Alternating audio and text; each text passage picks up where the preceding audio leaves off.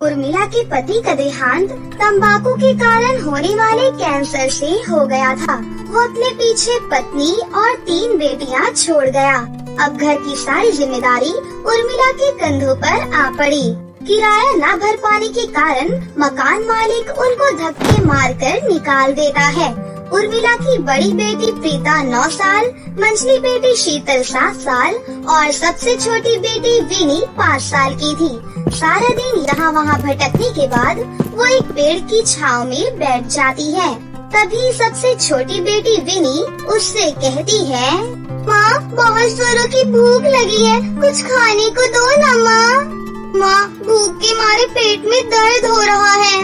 माँ चल चल कर हमारे पैर भी दुखने लगे हैं और पेट में चूहे भी कूद रहे हैं, कुछ खाने को दो ना माँ। पापा के जाने के बाद हमें कितनी परेशानियाँ हो रही हैं।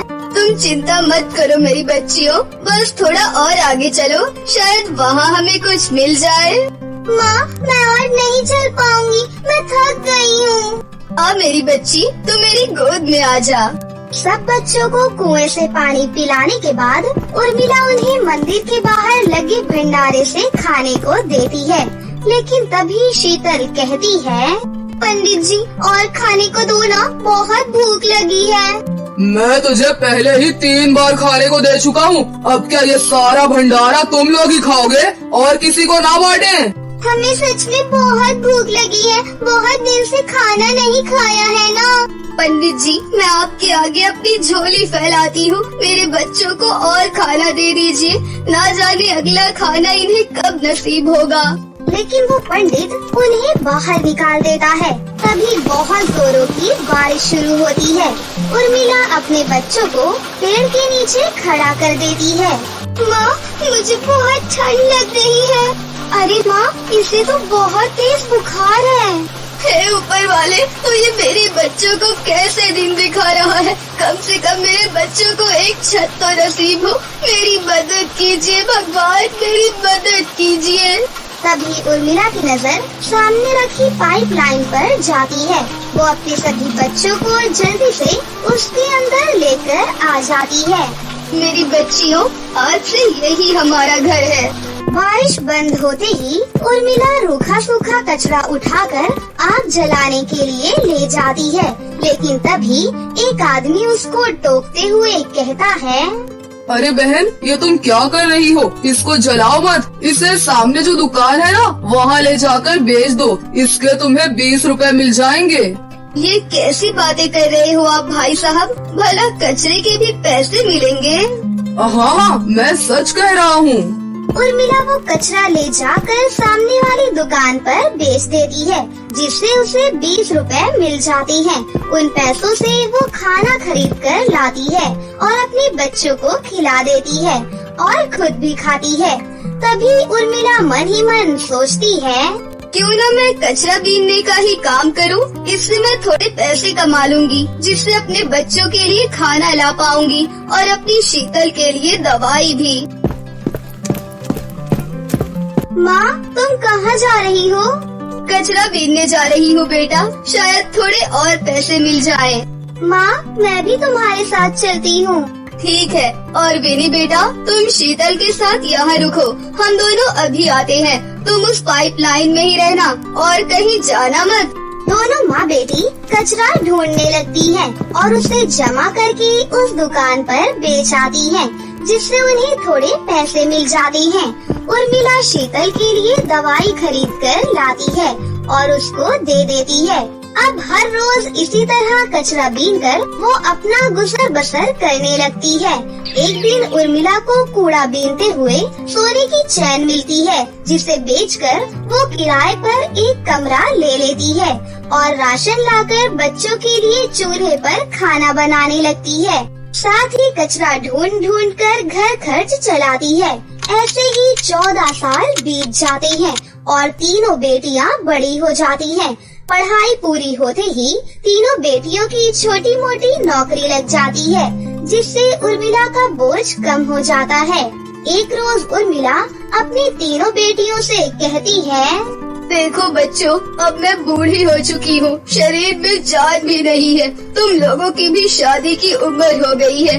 अपने जीते जी तुम्हारे हाथ पीले कर दूं, बस फिर मुझे और क्या चाहिए। मैंने एक जगह रिश्ता देखा है, वो तीनों भाई है, तुम सबको खुश रखेंगे, घर परिवार भी अच्छा है। तुम तीनों को इस रिश्ते से कोई आपत्ति तो नहीं है ना? माँ, आपने हमारे लिए जो भी सोचा होगा अच्छा ही सोचा होगा। हाँ माँ, आप हमारे लिए कभी कुछ गलत कर ही नहीं सकती। कुछ दिनों के बाद उर्मिला के घर में लड़के वालों की माँ चमेली आती है। देखिए बहन जी, मुझे आपकी बेटियाँ पसंद है, दिखने में सुंदर है, घर और बाहर का काम काज भी जानती है, लेकिन वो क्या है ना, 3 बेटों की माँ हूँ तो थोड़ा दहेज तो लेकर ही जाऊंगी। आप चिंता मत कीजिए, मुझसे जितना बन पड़ेगा मैं अपनी तीनों बेटियों के लिए जरूर करूँगी। कुछ महीनों में चमेली के तीनों बेटों की शादी उर्मिला की तीनों बेटियों से हो जाती है, लेकिन विदाई के वक्त दहेज का सामान देखकर चमेली उर्मिला से कहती है, आपकी बेटियों को विदा करके मैं तो नहीं लेकर जाने वाली। तीनों बेटियों के नाम पर आपने बेड, फ्रिज, अलमारी बस यही दिया और नकद के नाम पर बस 20,000 रूपए। अरे तीनों बेटियों के हिसाब से दहेज तो देती। बहन जी, मुझ गरीब से जितना हो पाया मैंने किया, मुझ पर रहम कीजिए और मेरी बेटियों को विदा होने दीजिए। नहीं, पहले मुझे और दहेज चाहिए, तभी ये विदाई होगी। उर्मिला आस पड़ोस और रिश्तेदारों से पैसों की भीख मांगने लगती है, लेकिन कोई भी उसे पैसे नहीं देता। ये देख उर्मिला की तीनों बेटियों की आंखें भर आती हैं और वो कहती हैं, माँ जी, हमारी मारी हमें बड़ी ही मुश्किलों के साथ पाला पोसा है, और वैसे भी दहेज लेना और देना दोनों ही अपराध है। वो सब मैं नहीं जानती। माँ जी, क्या आपके बेटे इतने नाकारा हैं कि उन्हें दहेज की जरूरत है? वीरी बिल्कुल ठीक कह रही है माँ, हम नाकारा नहीं है जो हमें दहेज चाहिए। हम खुद कमाकर सब सामान ले सकते हैं। माँ ने इन सबको कितनी मुश्किलों से पाला है। कचरा बीन कर सालों तक गुजारा करना बड़ी हिम्मत का काम है। माँ, एक बूढ़ी माँ अपने 3 कलेजे के टुकड़े आपको दे रही है, फिर उनसे आपको दहेज की क्या जरूरत है? मुझे माफ कर दो मेरे बच्चों, लालच ने मेरी आंखों पर पट्टी बांध दी थी। अब मुझे कोई दहेज नहीं चाहिए। सबसे अनमोल तो तुम तीनों लक्ष्मियाँ हो जो मेरे घर को संभाल कर रखोगी। चलो बेटा, मेरी तीनों बहुओं को ले चलो। वो तो ठीक है माँ, लेकिन आज हमें एक नई माँ और मिली है और इन्हें हम इस बुढ़ापे में अकेला नहीं छोड़ सकते। दामाद भी तो बेटे ही होते हैं ना, इसलिए आज से ये माँ भी अपने इन बेटों के साथ ही रहेगी। जुग जुग जियो मेरे बच्चों। इसके बाद अपनी बेटियों की विदाई करके उर्मिला देवी भी उनके साथ ही उनके घर में रहने लगती है। अब सभी एक साथ हंसी खुशी से रहने लगते हैं। हेलो दोस्तों, आज मैं आपको जो कहानी सुनाने जा रही हूँ, ये कहानी है गरीब कचरे वाली की 5 बेटियों की विदाई की। तो चलिए दोस्तों, देखते हैं आज की ये कहानी। कमला बाई नाम की एक औरत गरीब तबके से थी, जिसका पति ज्यादा नशाबाजी करने से चल बसा था। ऐसे में उसकी 5 बेटियों की जिम्मेदारी उसके ऊपर आ जाती है।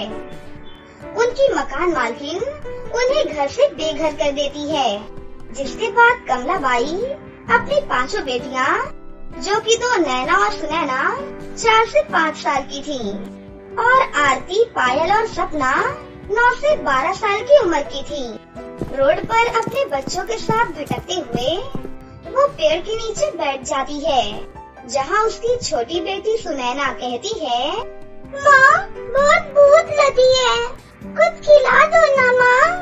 हाँ माँ, अब तो पेट में चूहे दूध रहे हैं। माँ, ये कब तुतलाना छोड़ेंगी? बेटा, ये अभी बहुत छोटी हैं। जब ये बड़ी हो जाएंगी तो ऐसे नहीं बोलेंगी। माँ, पेट में बहुत तेज दर्द हो रहा है और दीदी मजाक उड़ा रही है। इन्हें पता नहीं मुझे कितनी भूख लगी है। सुबह से कुछ नहीं खाया हम सबने। माँ, भूख लगी है, कुछ खिला दीजिए ना। सुबह से बहुत चल रहे हैं, अब तो पैरों में भी दर्द हो रहा है। पापा के जाने के बाद कितना कुछ हमारे साथ हो रहा है माँ। कोई बात नहीं बेटा, फिलहाल तुम सबकी सुरक्षा के लिए पहले मुझे कोई जगह देखनी होगी। थोड़ा सा बच्चों और आगे चलो, मैं वहीं से खाना खिला देती हूँ तुम्हें। माँ, मेरे पैरों में बहुत तेज दर्द हो रहा है। आजा, मैं तुझे अपनी गोद में ले लेती हूँ। तभी कमलाबाई अपनी छोटी बेटी को गोद में लिए बाकी बच्चों के साथ आगे आगे चलती है, जहाँ हैंडपंप से वो उन्हें पानी पिला देती है और मंदिर के बाहर बट रहे खाने से अपने बच्चों को खाना खिला देती है। जिसके बाद उसके भूखे बच्चे और खाना मांगने लगते हैं। तभी पुजारी जी कहते हैं, अरे तुझे और तेरी बहन को मैंने 3 बार खाना दे दिया, अब क्या भंडारे के नाम पर सारा भंडारा तुझे ही खिला दूं? चल निकल यहाँ से। पता नहीं ये भिखारी कहाँ से आ जाते हैं। तुम्हारी जगह रोड और कचरे में है, भागो यहाँ से। पंडित जी ऐसा मत कीजिए, प्लीज, बहुत भूख लगी है। पंडित जी, मैं आपके आगे हाथ जोड़कर कहती हूँ, मेरे बच्चों को खाना खिला दीजिए। बहुत दिनों से वो भूखे हैं। इसके बाद भी खाना कितने दिन तक नहीं मिलेगा ये भी नहीं पता। लगता है तुम भिखारी ऐसे नहीं मानोगी, तुम्हें धक्के मार कर यहाँ से निकालना पड़ेगा। तभी पुजारी उन्हें धक्के मारकर 5 बहनों समेत माँ को बाहर निकाल देता है। जिसके बाद वो फिर से भटकने लगते हैं। तेज बारिश आती है तो वो अपने बच्चों को एक पेड़ के नीचे लाकर खड़ा कर देती है, जहाँ पर सभी भीग जाते हैं और आरती और पायल छींक मारती हैं। माँ, बहुत ठंड लग रही है। माँ, मुझे तो बहुत कपकपी हो रही है। हमारे पास तो इस एक जोड़ी कपड़े के अलावा कुछ भी नहीं है। माँ, हमें कोई घर में रहना चाहिए ना माँ, दोनों छोटी बीमार पड़ जाएंगी। तुम सब चिंता मत करो बच्चों, इस बारिश के कम होते ही मैं कोई न कोई जगह ढूंढ लूंगी जहाँ तुम सभी रह सको। अरे नैना को तो बहुत तेज बुखार आ गया। हे भगवान, हम गरीबों पर ये कैसा दुखों का भवंडर छाया हुआ है। मेरे बच्चे ऐसे समय में ठंड से कांप रहे हैं और कोई घर भी नहीं है। बच्चों को भी बुखार आ गया, कोई सहारा दीजिए ऊपर वाले। तभी सामने जाती हुई एक साइकिल से एक बड़ी सी थैली गिर जाती है, जिसे उठाकर कमला अपने बच्चों को ढककर जैसे तैसे एक पार्क में ले जाती है, जहाँ उसे बड़े बड़े पाइप मिलते हैं और उस पाइप में ही वो माँ बेटियाँ बैठ जाती हैं। बच्चों, आज से यही हमारा घर है, हम यहीं रहेंगे। बारिश कम हो जाएगी तो आग जला दूंगी। बारिश बंद होते ही कमला रूखा सूखा कचरा कहीं से उठाकर जैसे ही जलाने जाती है तो एक कचरे वाला कहता है, अरे बहन, ये क्या कर रही हो तुम? इसे जलाओ मत, सामने वाली दुकान पर इसे बेच दो। कम से कम तुम्हें इसके 20 से 30 रुपए मिल जाएंगे। कहाँ भैया? क्या सच में? भैया, इसके पैसे मिलेंगे? अरे हाँ, कचरा ढूंढकर वहाँ जमा कर दिया करो। अरे उसके पैसे मिलते हैं। भैया, आपका बहुत बहुत शुक्रिया बताने के लिए। तभी कमला वो कचरा लेकर कचरे वाले को बेच देती है, जिससे उसे 30 रुपए मिलते हैं और उन पैसों से वो सस्ते ढाबे से खाना लाकर थोड़ा थोड़ा अपने बच्चों को खिला देती है और मन ही मन कहती है, क्यों ना मैं कचरा ढूंढना शुरू कर दूं, जिससे मैं अपने बच्चों का पेट पाल सकती हूँ और नैना के लिए दवाई ले आऊंगी। बच्चों, मैं अभी आती हूँ। आप कहाँ जा रही हो? अभी तो आई हो ना आप माँ। कचरा ढूंढूंगी बेटा, जिससे तुम्हारा पेट पाल सकूं। तो आप अकेली क्यों जा रही हो? हम भी आपकी मदद करवाते हैं। ठीक है, तुम और पायल मेरे साथ चलो। सपना बेटा, तुम इन दोनों का ख्याल रखना। तुम बड़ी हो ना, मैं जल्दी आ जाऊंगी, कहीं जाना मत। तभी कमला अपने बच्चों को समझा देती है और दोनों अपनी माँ के साथ कूड़ा कचरा बीनने लगती हैं, जिनके बदले में कचरे वाला उन्हें कुछ पैसे देता है और इस तरह वो कचरा ढूंढ ढूंढ कर अपना जीवन गुजर बसर करने लगती हैं। एक दिन कमला को कूड़ा बीनते हुए सोने के कंगन मिलते हैं, जिसका मालिक ना मिलने पर वो एक किराए का घर लेकर अपने बच्चों के साथ वहाँ रहती है, चूल्हे पर खाना बनाती है और कचरा ढूंढ ढूंढ कर घर का खर्चा चलाती है। इस तरह 15 साल बीत जाते हैं। 5 बेटियां बड़ी हो जाती हैं। वो भी अपनी माँ के साथ कूड़ा कचरा बीनती हैं, साथ ही पढ़ाई भी किया करती थी और थोड़ा बहुत उसने अपनी बेटियों के लिए दहेज भी इकट्ठा कर लिया था। पढ़ाई अच्छे से करने से 5 बेटियों की छोटी मोटी जगह पर नौकरी लग जाती है, जिससे कमलाबाई का बोझ कम हो जाता है। तभी एक दिन अपनी बेटियों से वो कहती है, बेटा तुम कितना काम करोगी? तुम 5 अब बड़ी हो चुकी हो। मैं रहूं या ना रहूं कुछ कह नहीं सकते। शरीर में जान नहीं है, इसलिए तुम 5 के लिए मैंने एक बहुत अच्छा रिश्ता देखा है। 5 भाई बहुत अच्छे हैं। शादी करके तुम वहाँ बहुत खुश रहोगी। तुम्हें मंजूर तो है ना बेटा? माँ, आपने हमारे लिए जैसा भी रिश्ता देखा है हमें मंजूर है, क्योंकि आप हमारे लिए कभी भी कुछ गलत नहीं कर सकती। कुछ दिन के बाद उनके छोटे से घर में उन 5 बेटों की माँ करिश्मा आकर उससे कहती है, देखिए बहन जी, मुझे आपकी बेटियाँ बहुत पसंद हैं। गोरी हैं, बाहर का काम काज भी करना जानती हैं। इसी वजह से मैं अपने बेटों की शादी कराने के लिए तैयार हूँ, पर आप थोड़ा बहुत दहेज का सामान भी रखिएगा। आप चिंता मत कीजिए, 5 बेटियों के हिसाब से मेरे पास जो भी है मैं सब कुछ करूँगी। आप शादी की तैयारी कीजिए। ये सुनकर करिश्मा वहाँ से चली जाती है। अगले हफ्ते कमलाबाई की 5 बेटियों की शादी करिश्मा के 5 बेटों से हो जाती है। तभी विदाई के समय दहेज का सामान देकर करिश्मा विदाई रोक कर कहती है, माफ कीजिए कमला बहन, लेकिन हम आपकी बेटियों को विदा करके घर नहीं ले जा सकते। आपने कहा था कि अच्छे से दहेज वगैरह देंगे, लेकिन ये सब क्या है?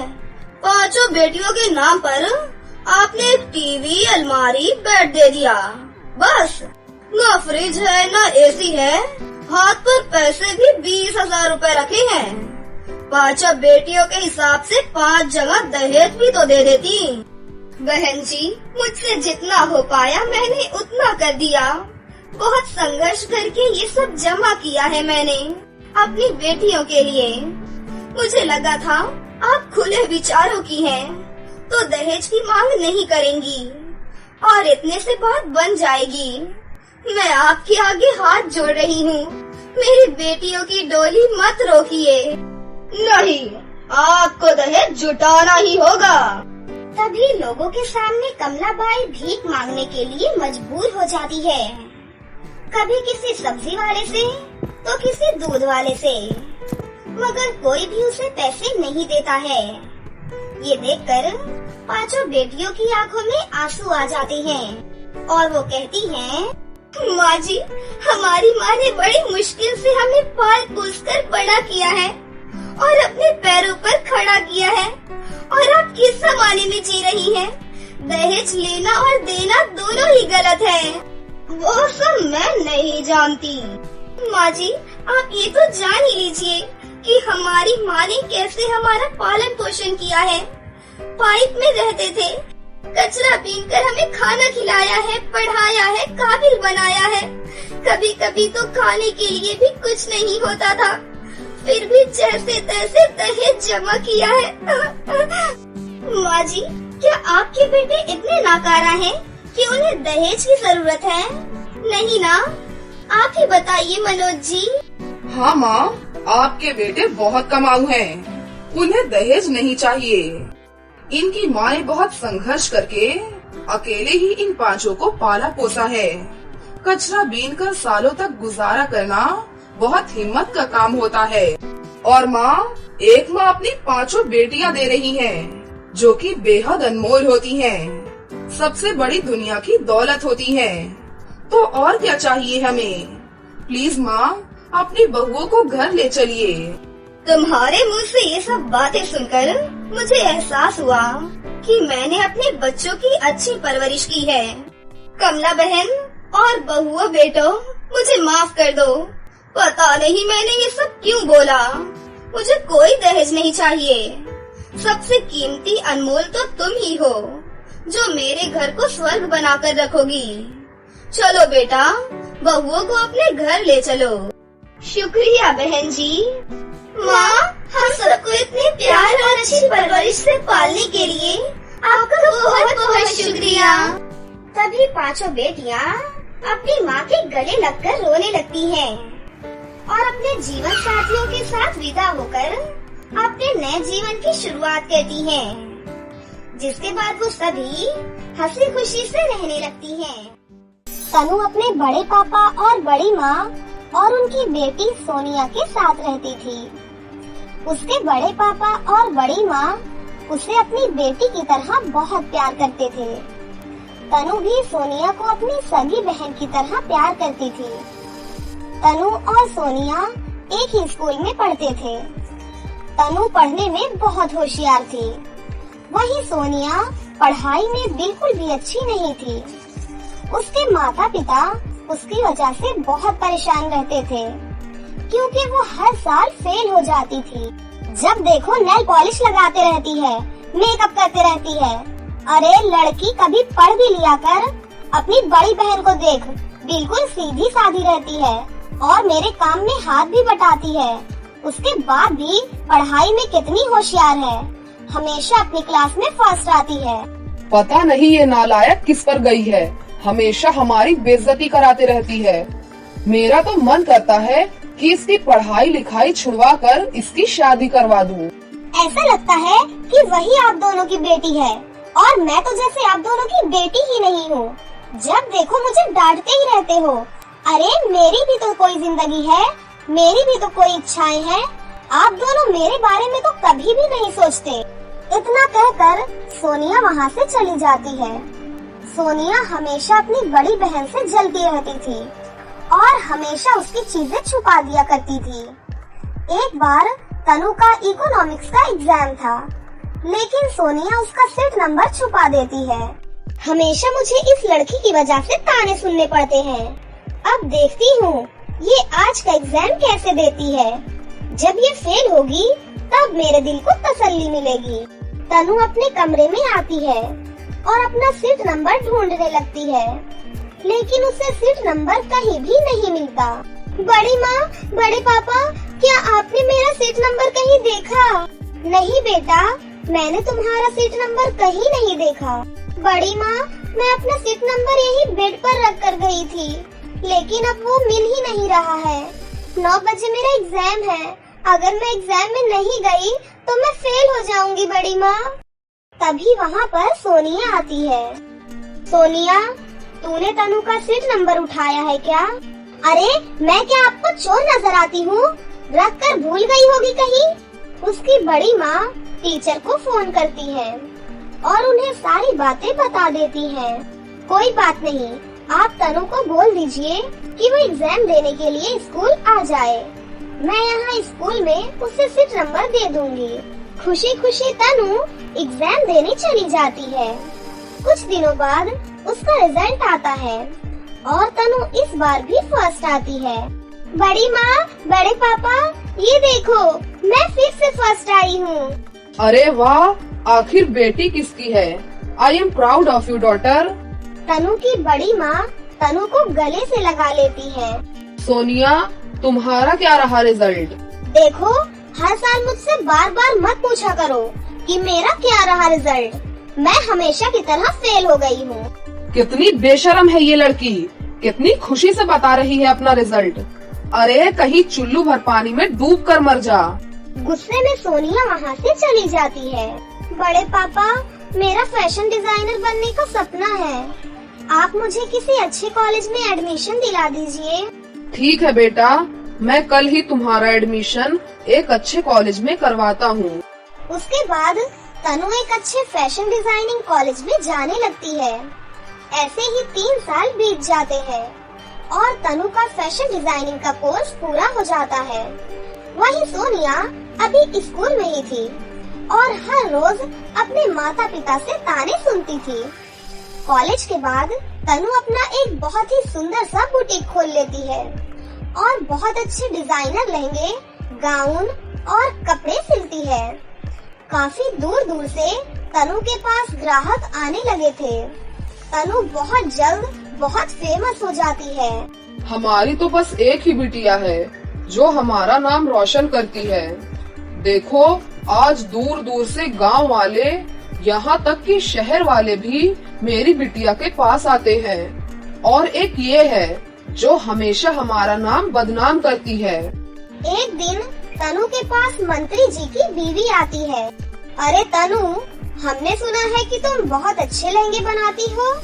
ध्यान से सुनो, 1 महीने बाद मेरी बिटिया की शादी है। क्या तुम 5000 लहंगे डिजाइन कर सकती हो? जी मैडम जी, जरूर कर सकती हूँ। मैं समय से पहले आपके सारे ऑर्डर पूरे कर दूंगी। देख ले छोरी, अगर तूने सही से काम नहीं किया और अगर मेरी नाक कट गई तो तुझे ऐसी सजा दूंगी जिसके बारे में तूने कभी सोचा भी नहीं होगा। नहीं नहीं, आप बेफिक्र रहिए मैडम जी, आपका काम समय से पहले पूरा हो जाएगा। मंत्री की बीवी उसे एडवांस पैसे देकर वहाँ से चली जाती है। वहीं सोनिया ये सारी बातें सुन लेती है। अरे वाह, मैं तो तुझे बर्बाद करना चाहती थी। मेरे पास यही सही मौका है, अब लूंगी मैं तुझसे बदला। तनु ये बात अपने बड़े पापा और बड़ी माँ को बताती है। उसके बाद उसके बड़े पापा और बड़ी माँ बहुत खुश हो जाते हैं। कहाँ है वो नालायक लड़की, उसे भी बताओ।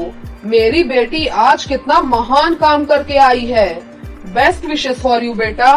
तनु और उसके बड़े पापा और बड़ी माँ सोनिया के कमरे में जाते हैं और देखते हैं कि सोनिया आराम से लेटकर इंस्टाग्राम पर रील्स देख रही थी और साथ ही साथ गाने गा रही थी। मैं इतनी सुंदर हूँ, मैं क्या करूँ? अरे इतनी सुंदर है तो चुल्लू भर पानी में डूब कर मर जा। और इससे ज्यादा तू कर भी क्या सकती है? सारे दिन लेटकर बस फेसबुक और इंस्टाग्राम देखती रहती है। इसी तरह काफी दिन बीत जाते हैं। तनु पूरी मेहनत करके मंत्री की बीवी के ऑर्डर 2 दिन पहले ही पूरे कर देती है। बड़े पापा, मैंने मंत्री जी की बीवी के सारे ऑर्डर पूरे कर दिए हैं। अब मैं खुशी खुशी कल उन्हें डिलीवर कर दूंगी। मैं भी देखती हूँ ये ऑर्डर तू कैसे डिलीवर करती है। रात में सोनिया उसके बुटीक पर जाती है और उसके सारे ऑर्डर में आग लगा देती है। अगले दिन तनु अपनी दुकान पर आती है और देखती है कि उसकी दुकान में आग लगी हुई थी।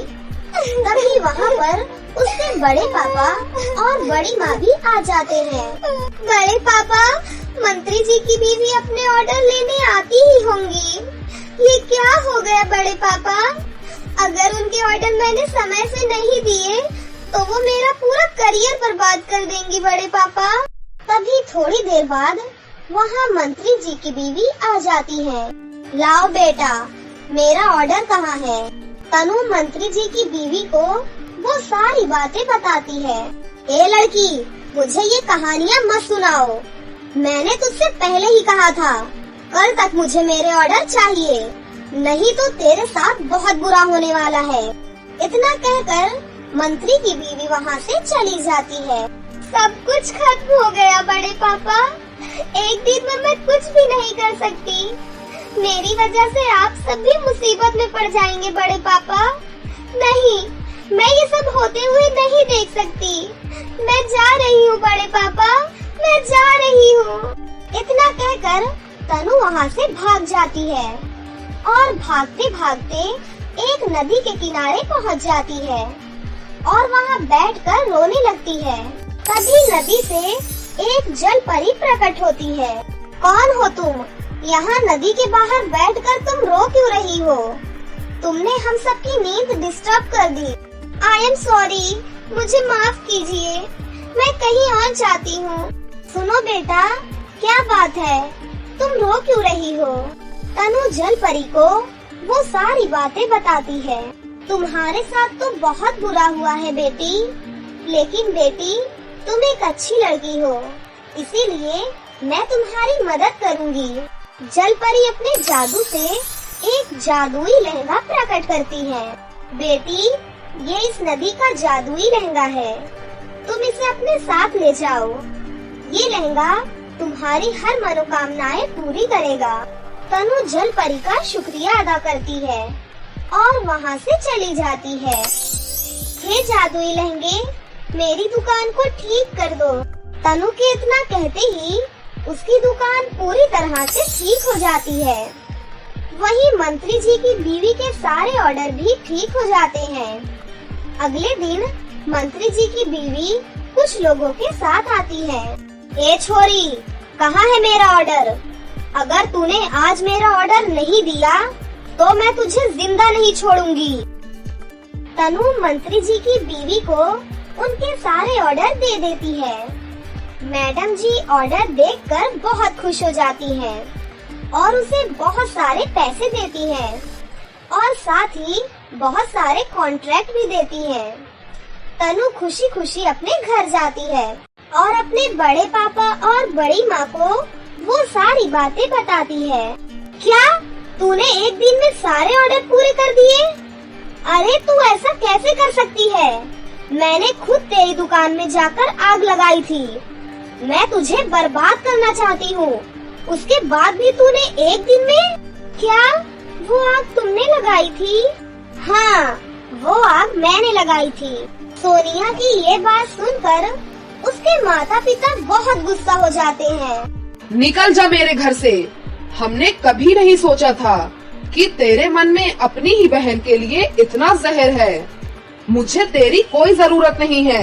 नहीं बड़े पापा, ये मेरी छोटी बहन है, इसे माफ कर दीजिए बड़े पापा। सोनिया तनु अपने पिता और अपनी माँ से माफी मांगती है। उसके बाद से सभी लोग मिलजुल कर एक साथ रहने लगते हैं। बहुत समय पहले की बात है। कहीं दूर एक परीलोक में बहुत सारी परियां रहती थी। उनमें से एक परी का नाम सुनैना था। सुनैना परी बहुत ज्यादा सुंदर थी। साथ ही उसके लंबे घने बाल थे जो उसकी सुंदरता को और बढ़ाते थे। सुनैना परी का व्यवहार बहुत अच्छा था। सुनैना परी सभी परियों के साथ बहुत अच्छे से रहती थी और उनसे अच्छे से बात करती थी, जिससे परीलोक की सभी परियां सुनैना परी को बहुत पसंद करती थी। तो वहीं बहुत सी परियां सुनैना परी की सुंदरता से जलती भी थी, लेकिन सुनैना परी को इससे कोई फर्क नहीं पड़ता था। वो तो उनसे भी बहुत अच्छे से बात करती थी। वहीं सुनैना परी हर वीकेंड पर पृथ्वीलोक पर भी छाया करती थी और वहाँ मौजूद गरीब और लाचार लोगों की मदद करती थी। लेकिन सुनैना परी को मेकअप करने का बहुत शौक था। एक बार सुनैना परी मेकअप कर रही होती है, तभी सुनैना परी को अचानक से एक आइडिया आता है और सुनैना परी सोचने लगती है और अपने आप से बातें करते हुए बोलती है, वैसे मेकअप तो मैं अच्छा ही कर लेती हूँ, क्यों ना मैं एक ब्यूटी पार्लर खोल लूँ और सभी को सुंदर बना दूँ। अच्छा एक काम करती हूँ, पहले जाकर रानी परी से पूछती हूँ, क्योंकि उनकी इजाजत लेना तो बहुत जरूरी है।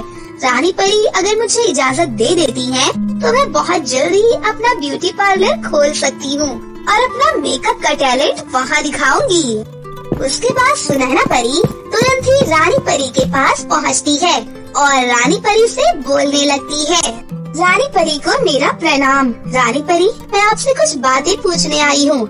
आज मुझे एक आइडिया आया है, इसलिए मैं एक ब्यूटी पार्लर खोलना चाहती हूँ, जिसे खोलने के लिए मुझे आपकी इजाजत की जरूरत है। अगर आप मुझे इजाजत दें तो क्या मैं परीलोक में एक ब्यूटी पार्लर खोल सकती हूँ? देखो सुनैना परी, मैं तुम्हें ऐसे ही इजाजत नहीं दे सकती और तुम भी अपनी मर्जी से परीलोक में ब्यूटी पार्लर नहीं खोल सकती हो। इसलिए मैं तुम्हें कुछ उपाय बताती हूँ। तुम्हें किसी एक जरूरतमंद की मदद करनी होगी जिसको तुम्हारी सख्त जरूरत हो, और इसके बाद ही मैं तुम्हें परीलोक में ब्यूटी पार्लर खोलने की इजाजत जरूर दूंगी। इसलिए पहले तुम किसी जरूरतमंद की मदद करो और उसके बाद मेरे पास आना। ठीक है रानी परी, मैं बिल्कुल ऐसा ही करूँगी। उसके बाद रानी परी वहाँ से चली जाती है। रानी परी ने बोला है कि मुझे किसी एक जरूरतमंद की मदद करनी है, लेकिन परीलोक में मुझे तो नहीं लगता कि कोई जरूरतमंद मिलेगा भी। इसीलिए मुझे शायद से इस कार्य के लिए धरती लोक में जाना चाहिए। अब मैं जल्दी से धरती लोक की तरफ निकलती हूँ। फिर सुनैना परी तुरंत ही धरती लोक पर चली जाती है। तभी सुनैना परी को कहीं से रोने की आवाज सुनाई देती है। सुनैना परी इधर उधर देखने लगती है। तभी सुनैना परी को दिखाई देता है कि थोड़ी ही दूर पर एक छोटी सी बच्ची रो रही है। सुनैना परी जल्दी से उस बच्ची के पास जाती है और उस बच्ची से बोलती है कि बेटा, तुम क्यों रो रही हो? मुझे बताओ, क्या मैं तुम्हारी कोई मदद कर सकती हूँ? अरे आप तो एक परी हो ना? मेरी माँ ने मुझे बचपन में बताया था कि परियां सबकी मदद करती हैं। क्या आप भी मेरी मदद करने आई हो? हाँ बेटा, तुमने बिल्कुल सही कहा, मैं एक परी हूँ। चलो तुम मुझे अपनी परेशानी बताओ, फिर मैं तुम्हारी मदद करूँगी। फिर वो छोटी सी बच्ची सुनैना परी को बताती है कि परी जी, मेरा नाम आलिया है। मेरी चाचा चाची ने मेरे माता पिता का घर छीन लिया और मुझे धक्के मारकर घर से बाहर निकाल दिया। मैं कई दिनों से भूखी भी हूँ, लेकिन किसी ने मुझे खाना भी नहीं दिया, इसीलिए मैं रो रही हूँ। तभी सुनैना परी उस छोटी सी बच्ची को कहती है कि बेटा, अब तुम्हें घबराने की कोई जरूरत नहीं है, अब मैं आ गई हूँ ना।